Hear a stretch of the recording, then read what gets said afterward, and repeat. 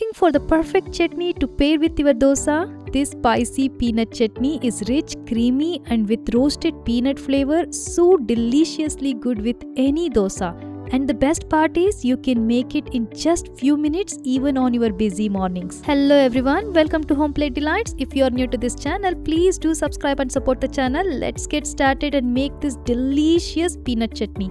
This chutney requires very few basic ingredients. Here I have peanuts and coconut kept ready and few red chilies. I'm using Karnataka-style chili that gives really bright red color to the chutney.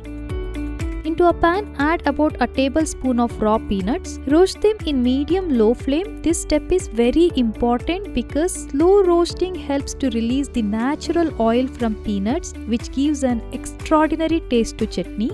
Once they turn slightly golden and aromatic, turn off the flame. Now add badgi chilies to the pan. This slightly warms the chilies.